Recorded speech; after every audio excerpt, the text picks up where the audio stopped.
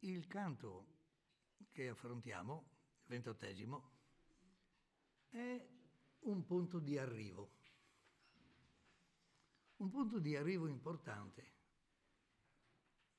La prima cantica, l'Inferno, è tutta una discesa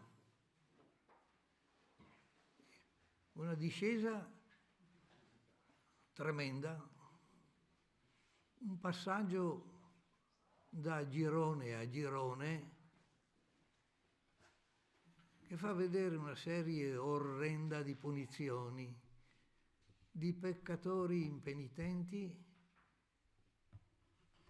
fermi nella loro colpa, che ammettono,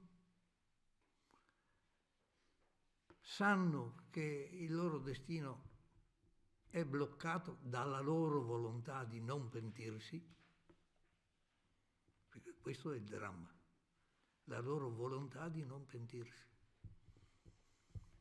e che quindi è immutabile. È una discesa spaventosa. Per Dante che cosa ha significato? Il vedere il risultato di una vita che ha accettato un'impostazione tutta sbagliata.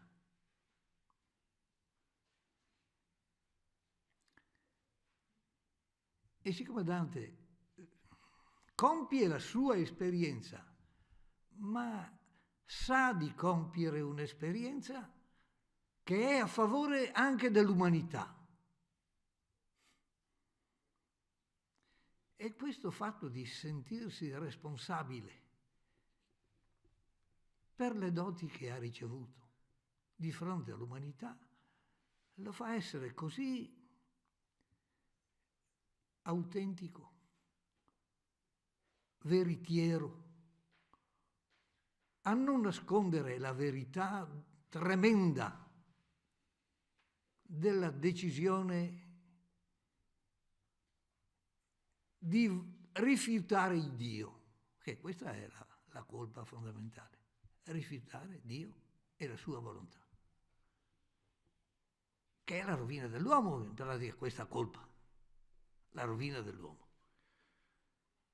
Il purgatorio, invece, è il contrario, non una discesa, ma una ascesa, una straordinaria ascesa da un mondo tenebroso, orrido, a un mondo di progressiva conquista della libertà spirituale.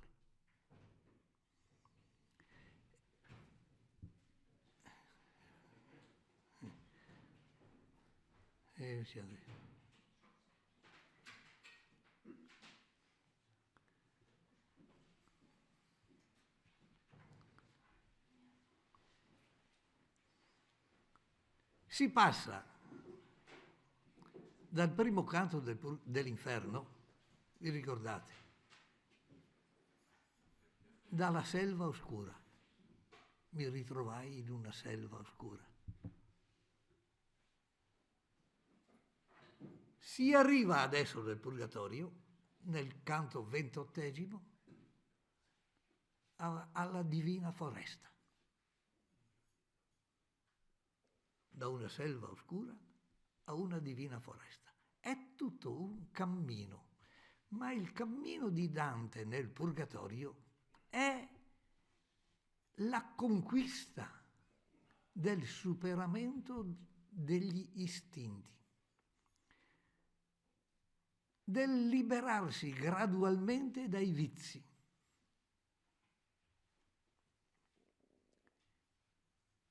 I 7 gradoni del Purgatorio sono i 7 gradoni che ricordano i 7 vizi capitali: superbia, avarizia, lussuria, ira, gola, invidia e acidia. E c'è un particolare, che le anime che hanno iniziato questa ascensione sanno che magari sono stati superbi tante volte, ma sono stati anche avari, e allora devono passare un periodo di purificazione in un in uno di questi gradoni e sono stati anche talvolta pigri e allora pagheranno anche l'accidia, cioè devono scontare e liberarsi completamente dei vizi. È una conquista umana, una conquista morale, progressiva il purgatorio. Bisogna tenere conto di questo. Per rendersene conto bene, io vi invito, se avete il testo di Dante, a un passo che è importante e che è del canto precedente del 27, al verso 114, avanti.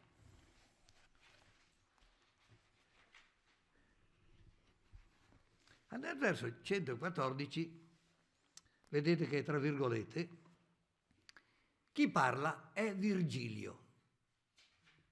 È l'ultimo intervento ufficiale di Virgilio, perché egli si rende conto di aver finito, di aver completato la sua funzione, la sua missione. E difatti dice, quel dolce pome, 114, vero? Che per tanti rami cercando va la cura dei mortali, oggi porrà in pace le tue fami. Oggi calmerà quei grandi desideri che hai avuto. Oggi troverai la pace, finalmente. Virgilio in verso me cotali parole usò e mai non furono strenne che fossero di piacere a queste uguali e non ci furono mai annunzi che fossero uguali a questo. Tanto voler sopravoler mi venne che l'esser su, che ad ogni passo poi, dell'esser su, che ad ogni passo poi al volo mi sentia crescere le penne. Si sente la voglia di andare avanti e una voglia di far presto. Come la scala tutta sotto noi fu corsa e fummo in sul grado superno, in me ficcò Virgilio gli occhi suoi e disse: il temporal fuoco e l'eterno veduto hai, figlio, e sei venuto in parte dov'io per me più oltre non discerno. Sei arrivato in parte in cui ho finito la mia funzione. Ho compiuto tutto quello che dovevo fare, l'istruzione che ti dovevo e che ti ho dato all'inferno e nel purgatorio l'ho completata. Tratto to qui con ingegno e con arte. Lo tuo piacere omai prendi per duce. Fuor sei dell'erte vie, fuor sei dell'arte. Che vuol dire? Io ti ho tirato su con ingegno e con arte. Arte, tutta la mia capacità di poeta, di artista, sì.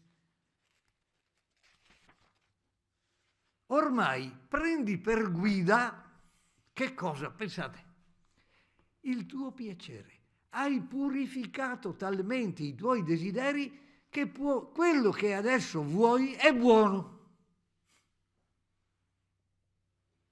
Segui il tuo piacere, non i tuoi capricci.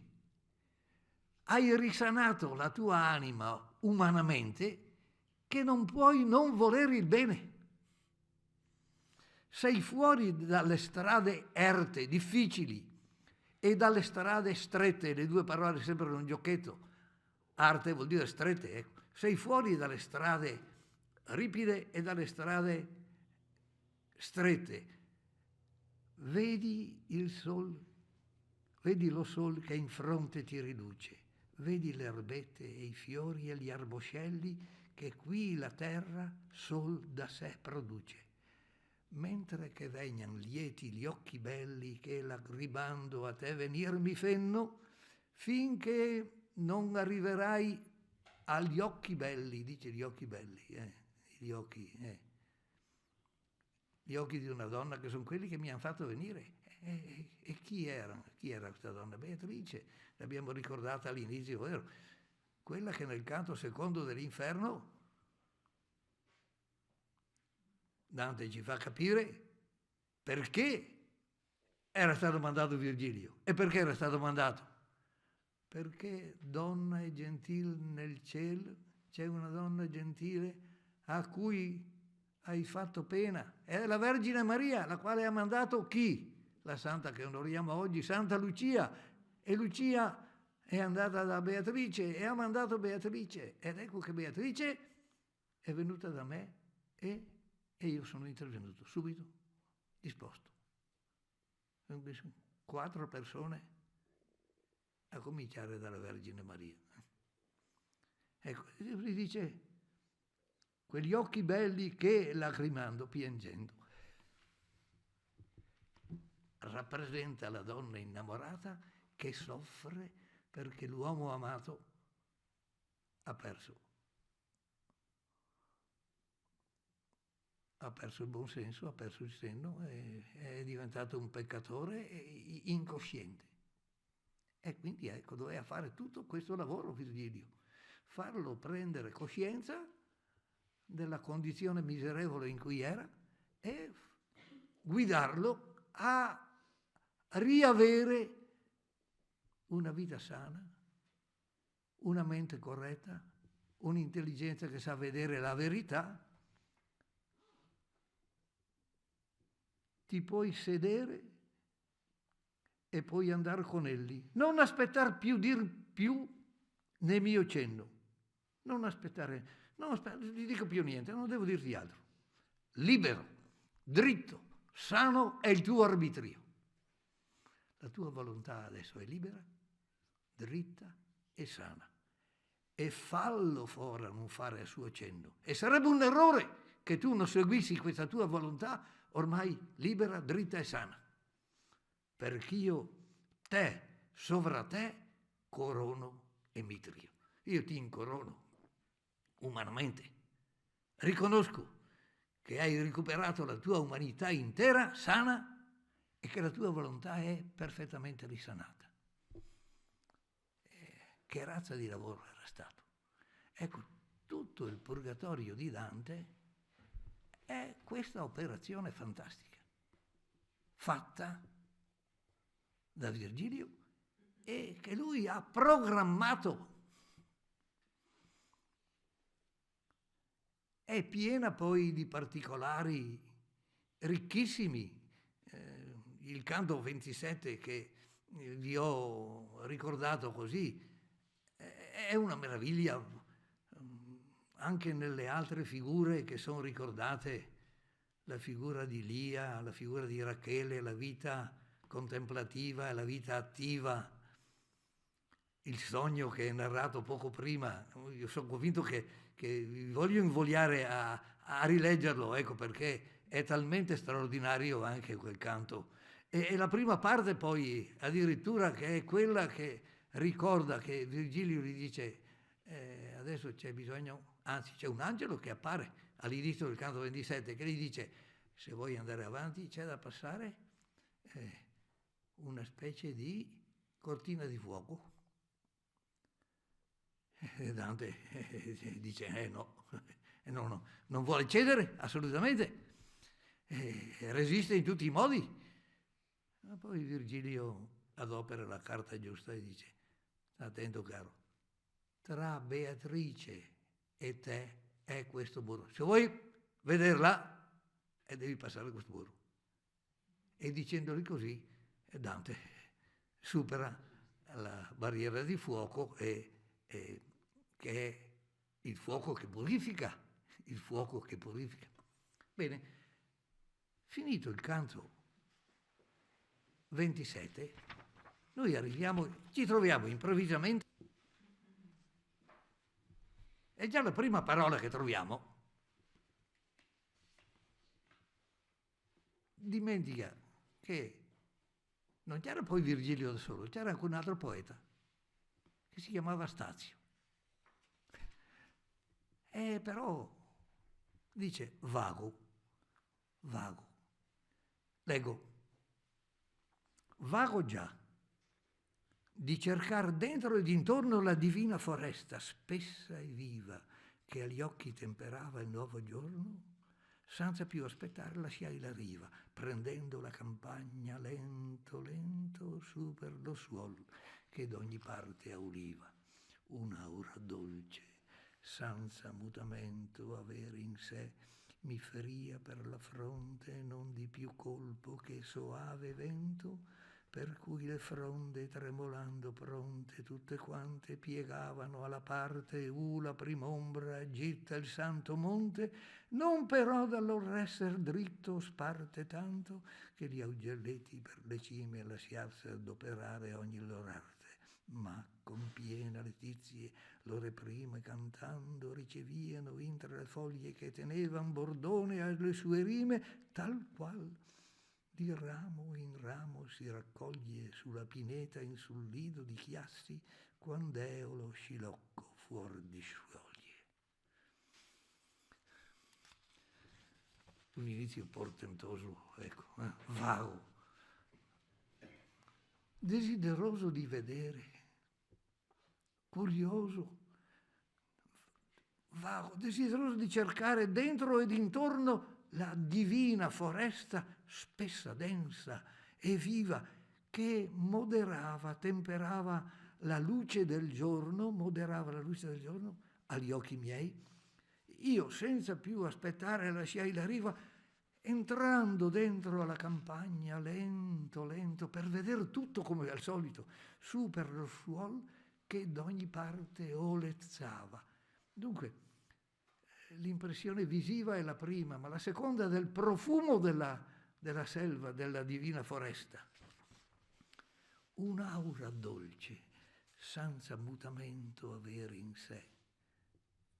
Mi feria, mi toccava, ma è leggerissima, non di più colpo che un vento soave, per cui le fronde, tremolando, pronte, tutte quante piegavano alla parte dove il santo monte getta la prima ombra. Ecco, insomma qui, non so se avete già figlioli che facciano,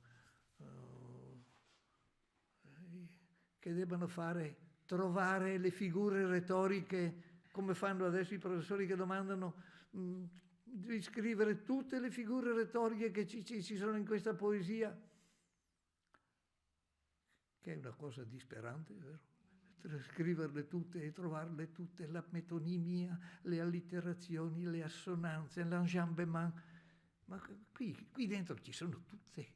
In questi versi qua, pensate a sto verso, per cui, pensate, le fronde tremolando, pronte, le rotanti, si dice, Dante, ma fin dai primi versi, dove c'era tutta una serie di liquidi, si dice, vero? Le L, questo è, dal punto di vista delle estetiche moderne, è mostruoso.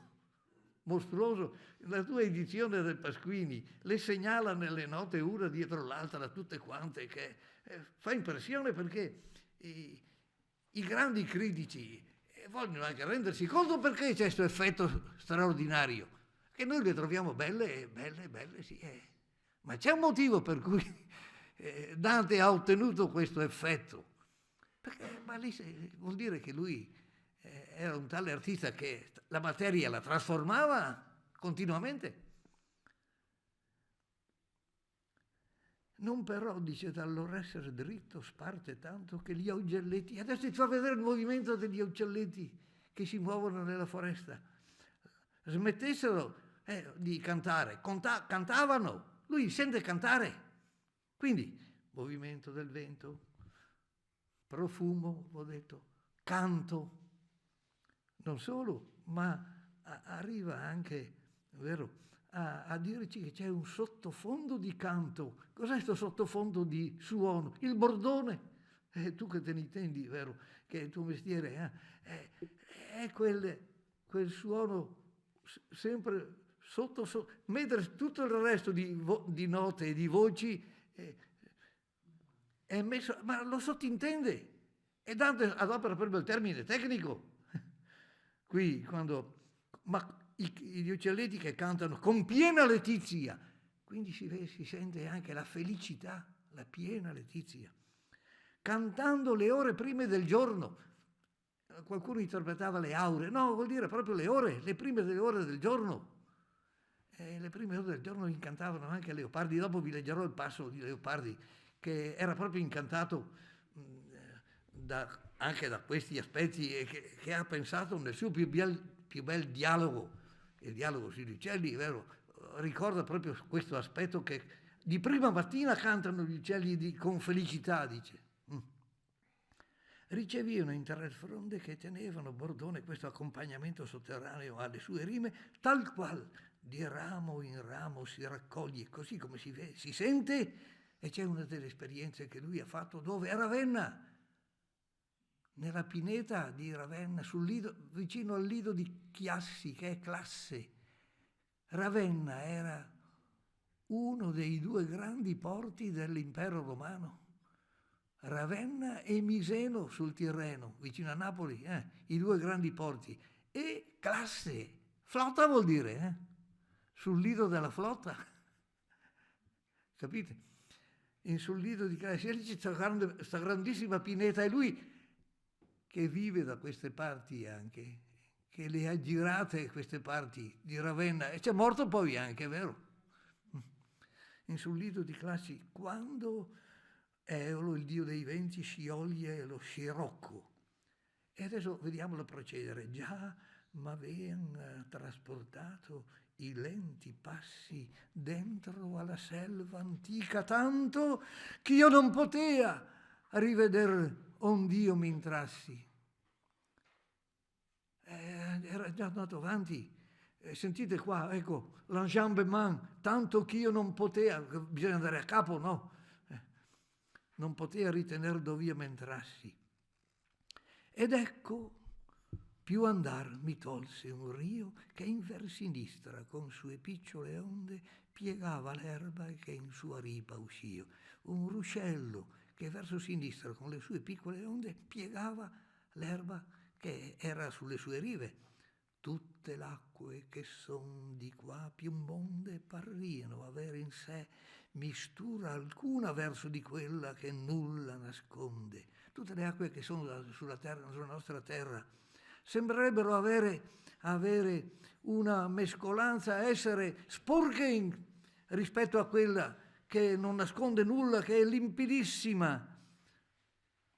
Sebbene avvegna che si muova bruna, bruna, sotto l'ombra perpetua che mai raggiar non lascia ivi sole, né luna. Meravigliosi versi, bruna sotto, bruna, bruna, le ripetizioni, il lento, lento. Ma questo canto è strepitoso e sbalorditivo nella tecnica, tra l'altro. Sotto l'ombra perpetua, che è un quadrisillabo, che mai non lascia raggiar ivi sole né luna. Coi piedi stretti e con gli occhi passai di là dal fiumicello per mirare la gran variazione dei freschi mai, cioè l'enorme varietà dei fiori. E là m'apparve, sì, come gli appare subitamente, cosa che disvia per maraviglia, tutt'altro pensare una donna soletta che si gia e cantando e scegliendo fior da fiore ond'era pinta tutta la sua via. E qua bisogna tacere quello che si possa dire. Vi vedete già tutto quello che hanno fatto i nostri pittori del Rinascimento. Pensate a Botticelli, che so io. Per dirne uno, ecco, ma già citano gli affreschi del buon governo di Siena. I commentatori citano tutti i passi o tanti passi dove questa scena è stata rappresentata, ma fino ai pre-raffaelliti, tu che giri tutti questi posti, vero? Tu puoi dirle che li hai visti dappertutto, insomma, ecco, è la verità. E cantando, questa donna che canta e che sceglie i fiori, di cui era tutta dipinta la sua strada.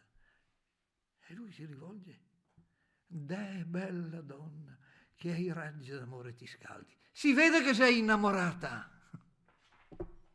Questo vuol dire. se io vuol credere ai sembianti che sogliono essere testimoni del cuore. Le apparenze sono essere testimoni di quello che senti dentro. Vegnati in voglia di trarreti avanti, dissi io a lei, verso questa riviera, verso questo fiumicello, tanto che io possa intendere, vuol sentire quello che canta. Un canto che lo inebria e che desidera proprio smania di sentirlo. Tu mi fai rimembrare dove e qual era Proserpina nel tempo che perdette la madre lei e della primavera. E allora mi viene in mente le scene che ha letto nei poeti antichi, che ha letto in Ovidio, che le ha scritte con il quinto libro, eccetera, delle Metamorfosi. Ecco, la scena di Proserpina che girava per le campagne vicino a Enna e che Plutone, il dio dell'Averno, esce e rapisce e se la porta nell'Averno, ma poi deve portarla 6 mesi, può tenersela solo 6 mesi e poi dopo 6 mesi deve riportarla su, nel tempo che sua madre perdette lei ed ella perse la primavera meravigliosa. E vediamo questa donna che con estrema pudicizia, con un garbo che è tutta la sua finezza, come si volge con le piante, con i piedi stretti a terra, non saltando, e tintra a sé e con atteggiamento raccolto, donna che balli, una donna che balla, e piede innanzi a piede, appena mette, volsesi, questa donna si volge in sui vermigli, sui gialli fioretti verso me, non altrimenti che vergine, che abbassi gli occhi onesti, che gli occhi onesti avvalli, e fece i prieghi miei esser contenti, sia pressando sé che il dolce suono veniva a me coi suoi intendimenti. Cantava e sentivo tutto e capivo quello che cantava.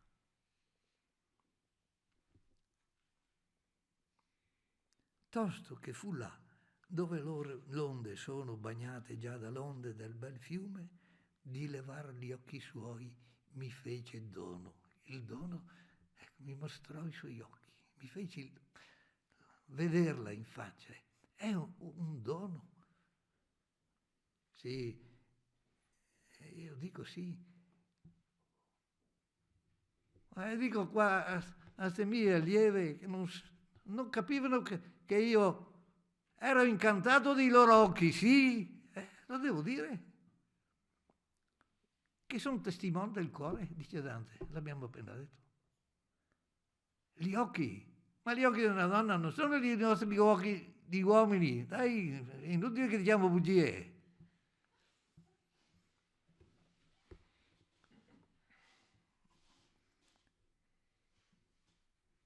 Mi fece dono dei suoi occhi. Non credo che splendesse tanto lume. Ci vede la luce dentro gli occhi. Sotto le ciglia Venere, trafitta dal figlio. Quando Venere fu trafitta da suo figlio, fuori di tutto il suo costume, quando Cupido la colpì per sbaglio, non credo che splendesse talmente come splendevano gli occhi di questa bella donna che aveva davanti. Ella rideva, sorrideva vuol dire, vero? Dall'altra riva dritta, trattando più color con le sue mani, raccogliendo più fiori e farnando delle ghirlande, fiori che l'alta terra, senza seme, senza che ci sia del seme, produce. 3 passi ci faceva il fiume lontani, ma il spunto là, ove passò Serse ancora freno tutti gli orgogli umani, più odio da Leandro non sofferse per mareggiare intrasesto e Davido che quel da me, perché allora non saperse. Erano 3 passi che ci tenevano, sto fiume ci teneva lontani 3 passi soltanto, ma l'Ellesponte là, dove passò Serse con la spedizione che andò contro la Grecia, spedizione che fu un atto di presunzione tremendo da parte di Serse, perché credeva di schiantare e di far sparire la Grecia, e invece dovette tornare indietro lui, e fu un motivo di umiliazione del suo orgoglio, e lo dice la spedizione tutta fallita, che è freno ancora a tutti gli orgogli dei potenti.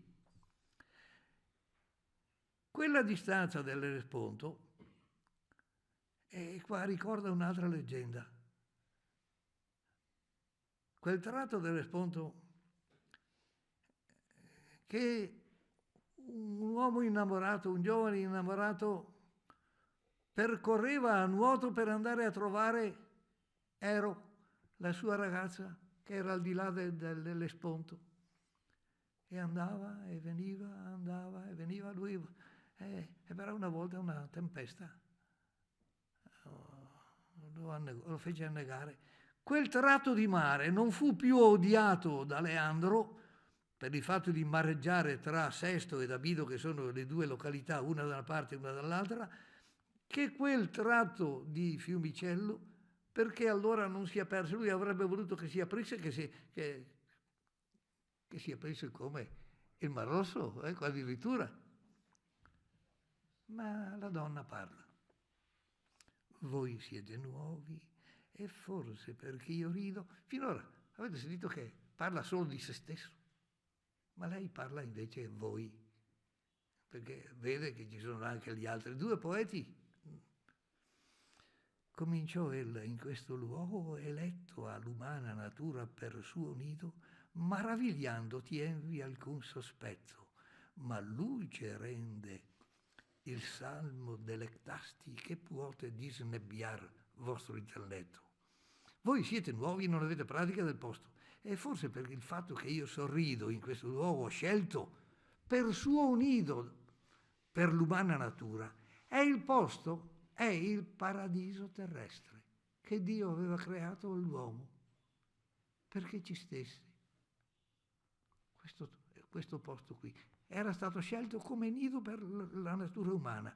E forse vi viene, dice, qualche sospetto, ma il Salmo delectasti rende luce. Questo Salmo delectasti dice, leggo la citazione latina intera: quia delectasti me domine in factura tua, et in operibus manum tuarum exultabo, quam magnificata sunt opera tua, Domine.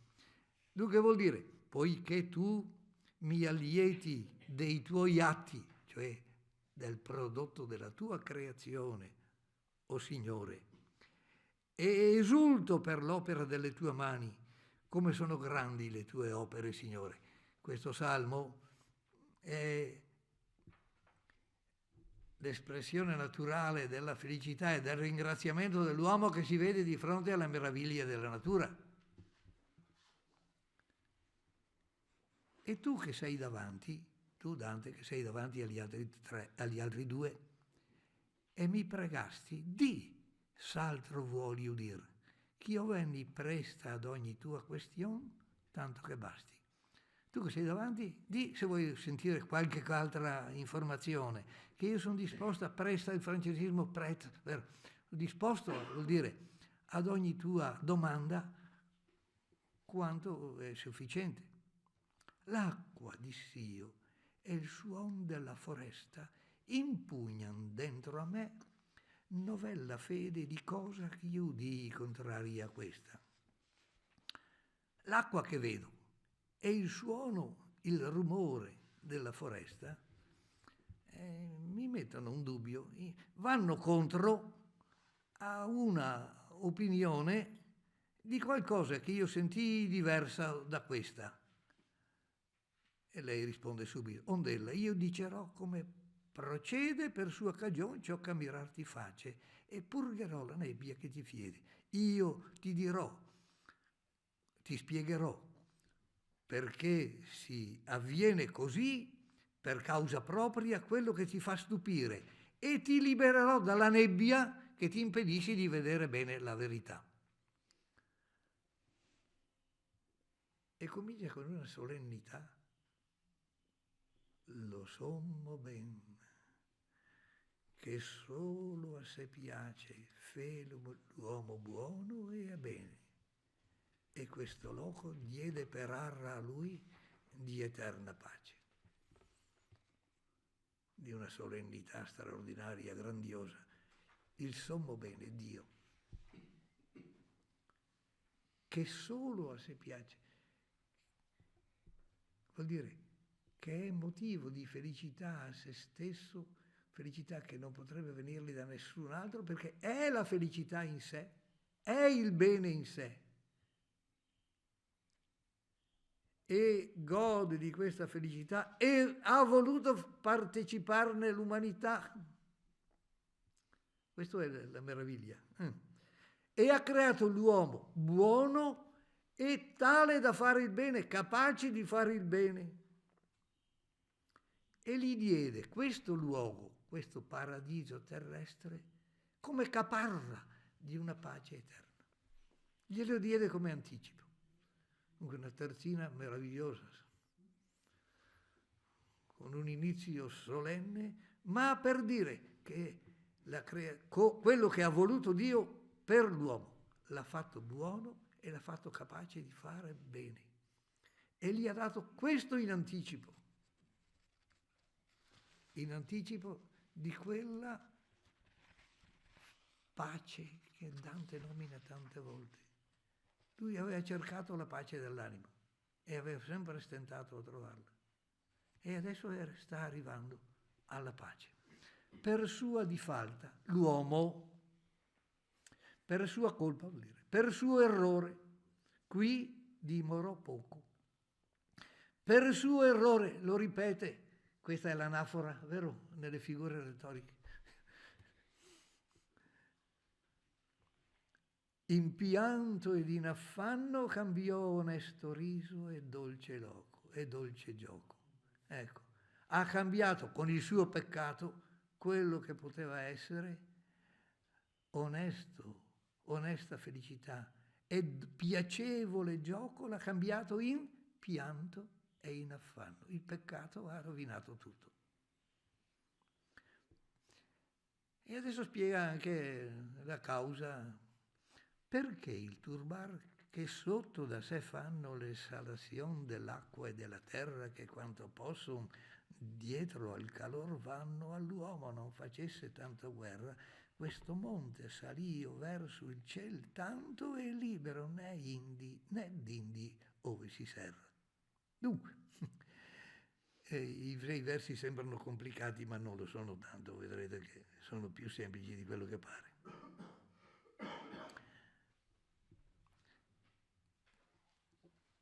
Perché il turbamento che le esalazioni dell'acqua della terra, che per loro natura tendono ad andare dietro al calore, queste esalazioni non facessero alcuna guerra all'uomo, questo monte è salito tanto verso il cielo e libero è da ogni influsso, da ogni disturbo delle esalazioni dell'acqua e della terra, dal punto in cui c'è l'ingresso nel vero e proprio purgatorio. Sapete che la prima parte del purgatorio si chiama comunemente l'antipurgatorio. Ci stanno gli scomunicati, quelli che devono stare in antipurgatorio tanto tempo quanto sono stati fuori dalla Chiesa. Ci sono quelli che si sono pentiti all'ultimo momento e allora devono passare un periodo di tempo. E questo è tutto spiegato proprio nella prima parte, nei primi canti del purgatorio. Ma poi c'è il purgatorio vero e proprio, che invece è quello dei 7 gradoni, dove si sconta in ciascuna delle colpe contro i vizi capitali, in cui ci si libera dai vizi.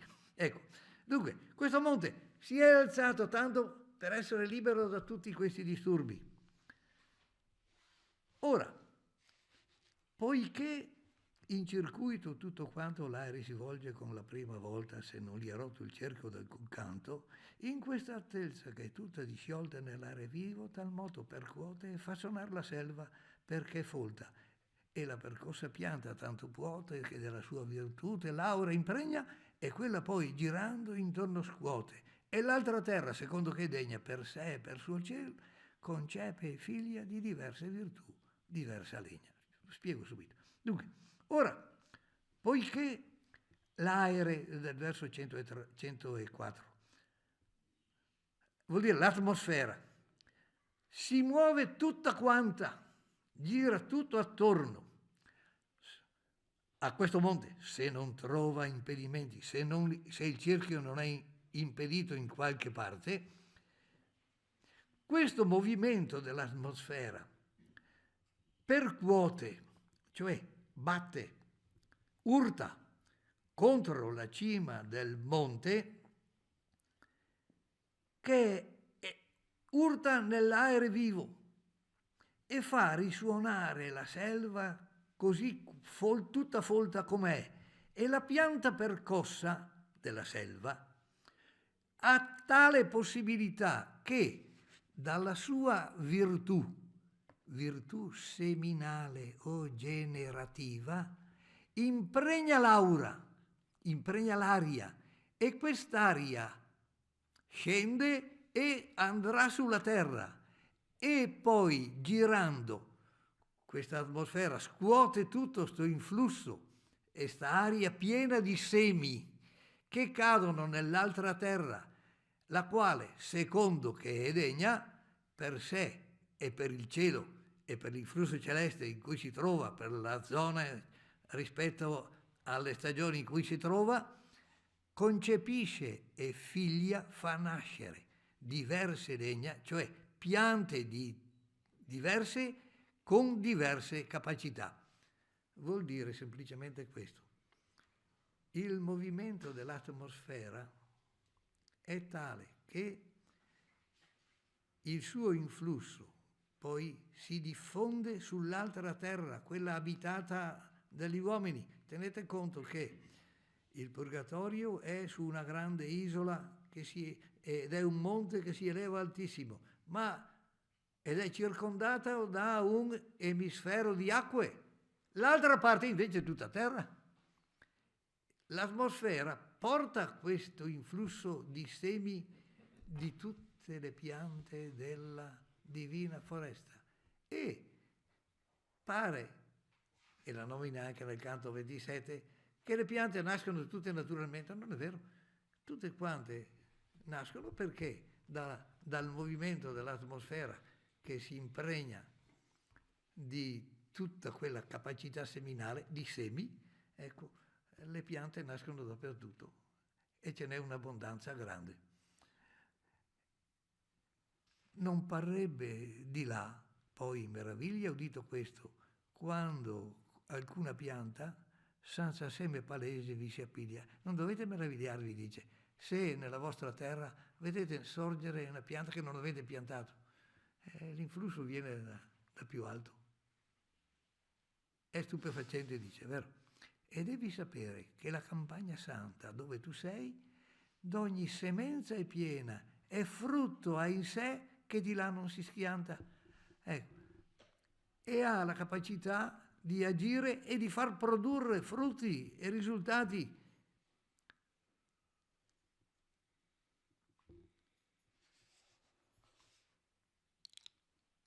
L'acqua che vedi, l'acqua del torrente che tu vedi, non surge di vena che ristori il vapor che gel converta come fiume che acquista e perde lena, ma esce di fontana salda e certa, che tanto dal voler di Dio riprende quant'ella versa da due parti aperta. L'acqua che tu vedi non nasce da una sorgente che venga alimentata da un vapore il quale diventi acqua entrando in una zona fredda,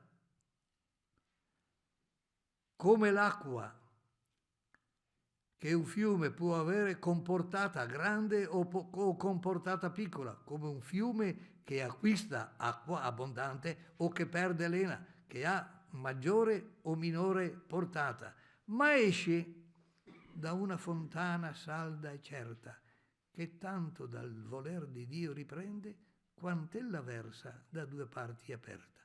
Esce da una fontana che è una fontana che nasce dalla volontà di Dio, salda e certa, che riprende tanto di questa sua abbondanza dalla volontà di Dio, ne prende tanto che poi riversa in due fiumicelli, che vedremo subito.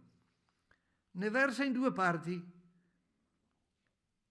Da questa parte, da una parte, discende con la potenza che toglie altrui memoria del peccato, dall'altra d'ogni ben fatto la rende. Tu dovrai subire in pratica due battesimi, per modo di dire. Dovrai bere l'acqua di uno dei due fiumicelli, l'acqua del fiume Letè, che è l'acqua della dimenticanza, del dimenticare tutta la tua vita passata e le tue colpe. Il Letè, dal verbo lanciano. L'altra è un'invenzione di Dante, l'eunoe, il buon ricordo delle azioni buone. Sarebbe buonamente in sé, buona intelligenza, eunoe. I due fiumicelli che adesso Dante dovrà attraversare sono il Letè, dimenticare tutta la vita passata, l'eunoe, il ricordare le buone azioni della vita. Quinci, ecco lo spiega, Letè, dall'altro lato eunoe si chiama, e non adopera se quinci e quindi pria non è gustato, e se non si beve dell'uno e dell'altro non funziona, bisogna bere prima l'uno e poi l'altro. A tutti estos sapori, a tutti altri sapori esto di sopra. Dunque, tu devi bere da entrambi questi fiumi e avvegna che assai possa essere sazia la sete tua, perch'io più non ti scopra, darotti un corollario ancor per grazia, ne credo che il mio dirti sia men caro, se oltre promission teco si spazia. Dunque, questo sapore è superiore a tutti gli altri, e sebbene la sete, il tuo desiderio di conoscere, possa essere soddisfatto e debba essere soddisfatto, e quindi io mi sento obbligato a scoprirtelo e a spiegartelo, ti darò un corollario per proprio farti un favore particolare. E non credo che le mie parole ti siano meno piacevoli se va al di là di quanto avevo promesso, se ti dico qualche cosa di più di quanto avevo promesso. Vediamo il finale del canto. Quelli che anticamente poetarono l'età dell'oro sono stato felice, forse in Parnaso esto loco sognaro. Qui fu innocente l'umana radice, qui primavera sempre d'ogni frutto, nettare è questo, di che ciascun dice. Quelli che anticamente poetarono, gli antichi poeti, hanno poetato l'età dell'oro, sì. Molti poeti antichi hanno detto che c'è stata un'età dell'oro. Prima l'età aurea, poi l'argentea, poi quella di bronzo, vero? E l'ha cantata proprio i poeti. Ma dove l'hanno trovata sta roba? Forse sul Monte Parnaso, il Monte dei Poeti, il Monte delle Muse, là hanno sognato. Se la sono sognata loro, a cosa sta dicendo la bella donna? Sta dicendo, i poeti ne inventano tante. Guardate come reagiscono i due poeti che si guardano in faccia. Qui, spiega e continua, la stirpe umana fu innocente, qui c'è primavera sempre e d'ogni frutto c'è qui. Questo di cui ciascuno parla è nettare, dolcissimo. Loro hanno inventato questa età dell'oro, l'hanno immaginata un'età di felicità, un'età in cui tutto è a disposizione dell'uomo. Io mi rivolsi allora, Dante si gira e guarda gli altri. Mi rivolsi indietro allora tutto ai miei poeti e vidi che con riso udito avean l'ultimo costrutto. Poi alla bella donna tornai il viso.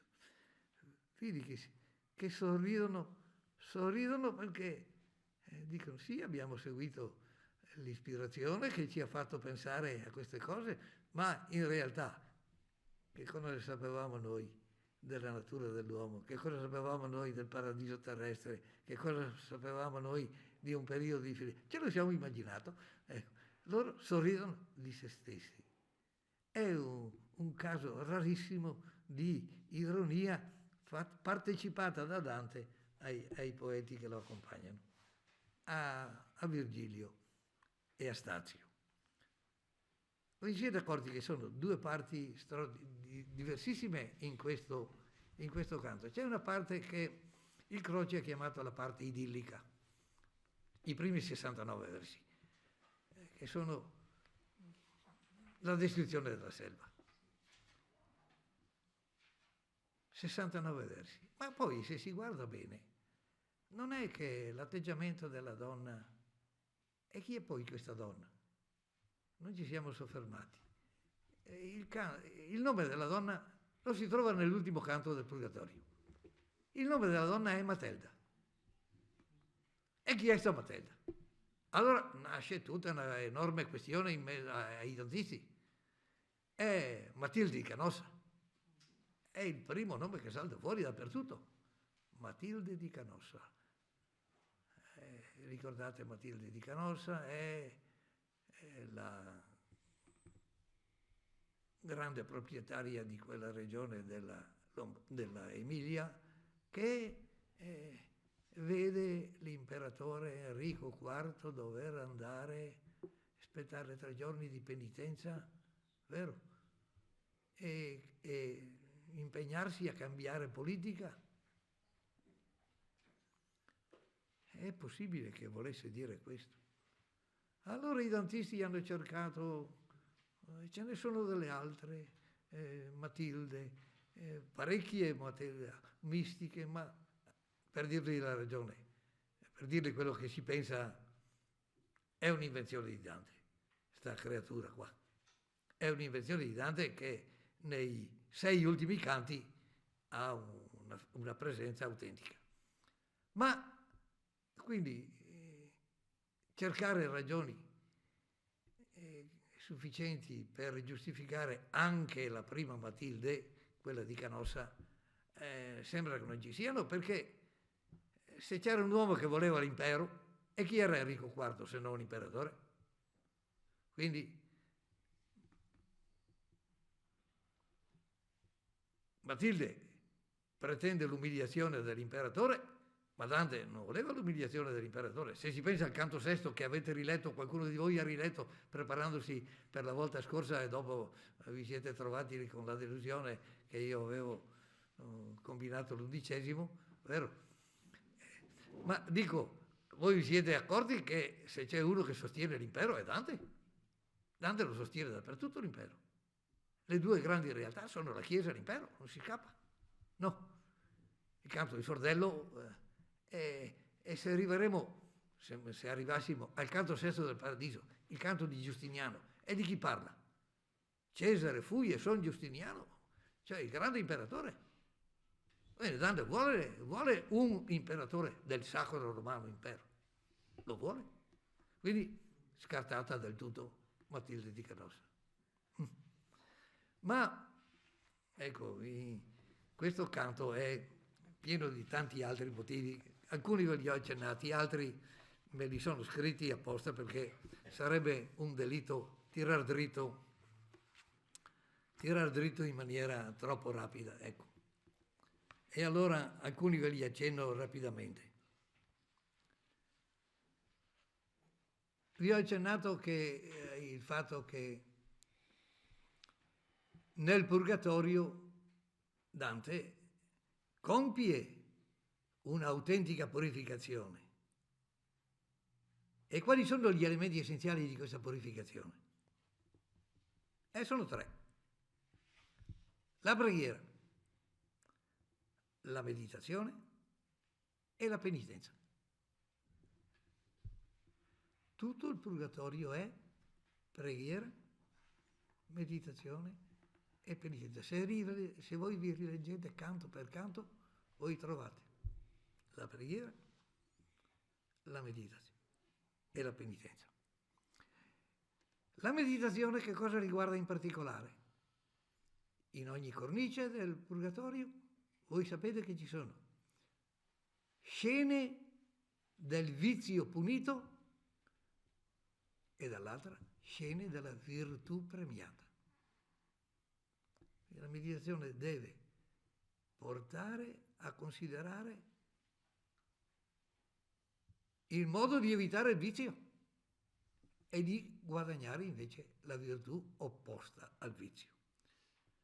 È un discorso tutto graduale quello che Dante fa, ma lo accompagna. Lo accompagna. Vi dirò un altro aspetto che è molto curioso. Il canto 28 è l'opposto del canto primo, dell'inferno. Se voi rileggete il canto primo, trovate tanti versi che sono proprio l'opposto. Per esempio, qui Dante a un certo momento dice: e come sono arrivato qua? Non lo so. Che cosa dice nel canto primo? Io non so ben ridir com'io vendrai, tanto era pien di sonno a quel punto che la verace via abbandonai. È strapieno di versi di concetti di questo genere. Allora, che cosa aveva fatto sto benedetto Dante? Era un sistematico, uno che aveva i progetti chiari, aveva progettato tutto. Non cascano a caso queste combinazioni. Il disegno è netto, cioè è un uomo che ha combinato questa meraviglia di disegno con una perfezione e con una razionalità che è la caratteristica delle prime due cantiche. Le prime due cantiche hanno sempre per guida Virgilio. Chi è Virgilio? Il simbolo della ragione. Non si scappa. Ed è la ragione umana che fa capire sia il vizio che le virtù. E che mondo è quello del paradiso terrestre? Della felicità terrena. Il paradiso, un paradiso terrestre, quello costruito da Dio, fatto da Dio, giardino, perché l'uomo fosse felice. Lo fece l'uomo buono e ha bene, abbiamo letto proprio qualche minuto fa. Ed era fatto per la felicità. Perché per la felicità? Perché quello che Dio, che è buono, vuole per gli uomini è la felicità. Dio vuole la felicità eterna dell'uomo. Guardate che il nostro amico Dante a questi aspetti ha pensato per tanto tempo. Aveva passato una vita, una prima parte della sua vita, lontano da questi concetti. Poi a un certo momento si è domandato a fondo: qual è la mia responsabilità? Se qualcuno di voi, uno ce n'è che ha memoria buona, vero? Si ricorderà di quello che dicevo del canto 50° dei 100 canti della commedia. I canti della commedia sono 100, no? 34 l'inferno, 33 e 33. Il 50° è il purgatorio, naturalmente, ed è il 16° del purgatorio. Il 16° canto del purgatorio è il canto che ha un grande personaggio, che è Marco Lombardo, Che argomento tratta Dante in questo canto XVI? Guardate che io vedo molti dei miei allievi e quindi mi godo a ricordarvi quello che vi spiegavo. Il XVI del Purgatorio è il canto in cui si spiega, 16, 17 e 18 si spiega che l'uomo è un essere libero e responsabile, che l'uomo sente una forza irresistibile, che è l'amore, e parla dell'amore in questi tre canti. Ma il concetto di fondo è quello della libertà dell'uomo. Perché l'ha messo al 50°? Al centro di tutta la commedia, il canto della libertà dell'uomo.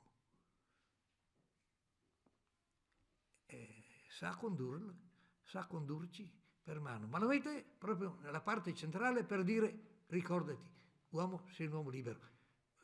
Virgilio, vi ho letto prima il canto 27, la conclusione: libero, dritto e sano è il tuo arbitrio e fallo, fora non fare a suo cenno. Per questo, perch'io corono e mitrio te, cioè ti incorono. Sei un uomo nella perfezione del tuo essere. Vi dirò qualche altro aspetto se mi date un minuto, e magari due. Dunque, i versi i primi 69 versi sono pieni di questa selva e della figura meravigliosa di questa donna che si avanza. Questi versi hanno ispirato tutta la poesia italiana e tutta la poesia europea. Petrarca è rimasto incantato, cosa volete che facesse? Era un creatore di versi meraviglioso, ma certamente. Sono le 17 e 12. Ma qualcuno di voi che me l'ha fatto sì? Scusate. Dunque, stavo dicendo io, compatite. Dunque, Petrarca, Boccaccio stesso, il Tasso, hanno imitato questi versi in maniera spettacolosa. Vi ho nominato Botticelli con La primavera, si dice. Ma pensate a Leopardi. Adesso io vi dico qualche verso di Leopardi. Din sulla vetta della torre antica, passero solitario, alla campagna cantando vai, finché non muore il giorno ed erra l'armonia per questa valle.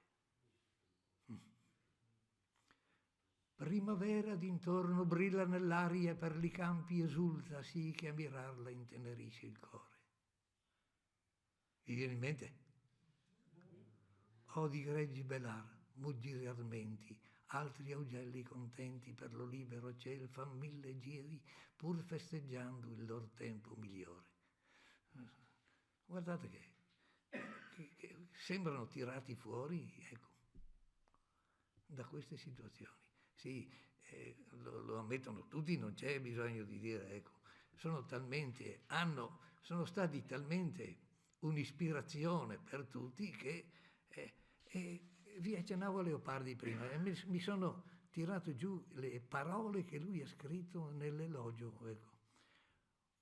Gli uccelli, dice nel più famoso dei suoi dialoghi, e il più perfetto, usano di cantare in sulla mattina allo svegliarsi, a che sono mossi parte dalla letizia che prendono del giorno nuovo. Dunque, Dante dice, piena letizia, vi ricordate? Sono le parole di Dante. È impressionante. E lui le scrive, ma anche il concetto è lo stesso. E l'ha messo, vi ho detto, nel dialogo più perfetto di tutta la prosa leopardiana, che è una prosa perfetta nelle operette morali, vero? Ecco, vabbè. Ma si domanda, dove ha inventato, come ha fatto? E allora dicono, Questo lo dicono un po' tutti, ma io un pochino da ultimo della classe lo contesterei. Dicono che è l'essenza dello stilnovismo. L'altissimo concetto della donna che c'è nello stilnovismo. E mi citano Guido Cavalcanti. È un po' il mio pallino, vero? Sapete che questo argomento del rapporto tra Guido Cavalcanti e Dante, che contesta Guido dappertutto, lo contesta sempre. E anche il Bosco, che è un acutissimo interprete di Dante, e mette Guido Cavalcanti. E mi cita addirittura quella poesia di Cavalcanti, Margherita, te la ricordi? In un boschetto trovai pasturella, come la stella bella a mio parere. Comincia così. E a me viene la voglia di strozzarlo, poveretto. Se c'è una poesia che finisce in maniera indecente, diciamo così, è questa. Come si fa a metterla assieme? Intollerabile. Ecco, va bene. Siccome in classe l'algevo, ve l'ho letta di sicuro, ecco, se avete un'antologia non fate fatica. Ripeto, in un boschetto trovai pastorella. Quando l'avrete riletta mi direte, forse qualcuno si ricorda come io definivo la poesia. Va bene, basta, adesso non vi dico altro. Smetto per stasera perché sennò, ecco, portate pazienza. Ho finito.